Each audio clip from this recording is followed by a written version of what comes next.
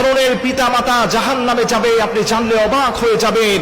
এমন কিছু পিতামাতা আছে যে পিতামাতারা আল্লাহ রব্বুল আলামিন তাদেরকে বিনা হিসাবে জাহান্নামে পাঠিয়ে দিবেন।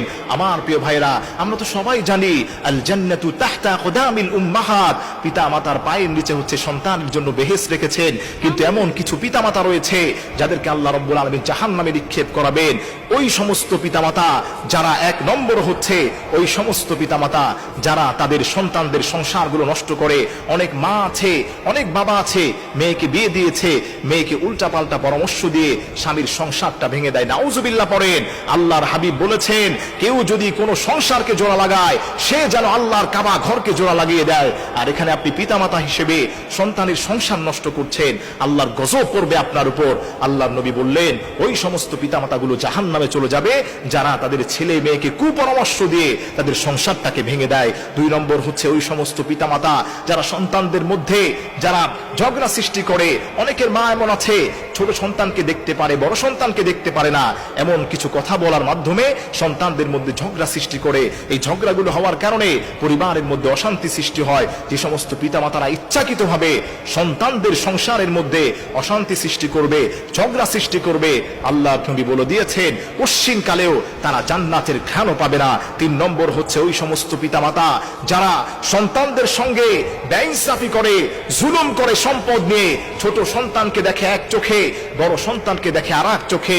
ছেলেদেরকে ভালো ভাগ করে দেয় সম্পদগুলো, কিন্তু মেয়েদেরকে বঞ্চিত করে। এমন পিতামাতা সমাজে আছে না নাই? আপনি কান খাড়া করে আমার কথা আপনি শুনে রাখেন। ওই সমস্ত পিতামাতাদেরকে আল্লাহর নবী লানত বর্ষণ করেছেন যারা তাদের সন্তানদেরকে একে অন্যের সঙ্গে জুলুম করে। ছোট সন্তানকে বেশি দেয়, বড় সন্তানকে ঠকিয়ে দেয়, ছেলেদেরকে প্রাধান্য দেয়, তাদেরকে সব সম্পদ লিখে দেয়, আর মেয়েদেরকে বঞ্চিত করে। আল্লাহ নবী অভিসম্পদ করেছেন। এজন্য খবরদার যারা পিতামাতা আছেন, এই 3টি বিষয় আপনি লক্ষ্য করবেন।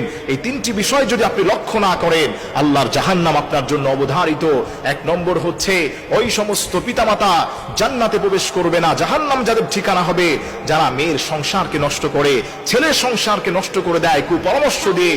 আল্লাহর জান্নাত তাদের জন্য ওয়াজিব হবে না, জাহান্নাম তাদের জন্য ওয়াজিব হবে। 2 নম্বর হচ্ছে সন্তানদের সঙ্গে ঝগড়া লাগায়, বড় ভাই ছোট ভাইয়ের সঙ্গে, বড় বোন ছোট বোনের সঙ্গে ঝগড়া লাগিয়ে দেয় যে সমস্ত পিতামাতারা, ওই সমস্ত পিতামাতাদেরকে আল্লাহ জাহান্নামে প্রবেশ করাবেন। 3 নম্বর হচ্ছে সম্পদ নিয়ে যারা জুলুম করে, ছেলের হকগুলো ঠিক মতো দেয়, মেয়ের হকগুলো দেয় না। আপনাকে মনে রাখতে হবে আল্লাহ রাব্বুল আলামিন আপনাকে কিন্তু তার কাঠগড়ায় দাঁড় করাবেন। এজন্য আমার প্রিয় ভাইরা, আমার প্রিয় মা বোনেরা, সব জায়গা তো আমাদেরকে আপনারা বলেন যে হুজুর পিতামাতার হক সম্পর্কে আলোচনা করেন। ছেলে সন্তানেরও কিছু হক আছে পিতামাতার উপর, এগুলো আপনাকে জেনে রাখতে হবে। এগুলো যদি আপনি না জানেন, আল্লাহর কাছে কিন্তু আপনাকে জবাব দিতে হবে।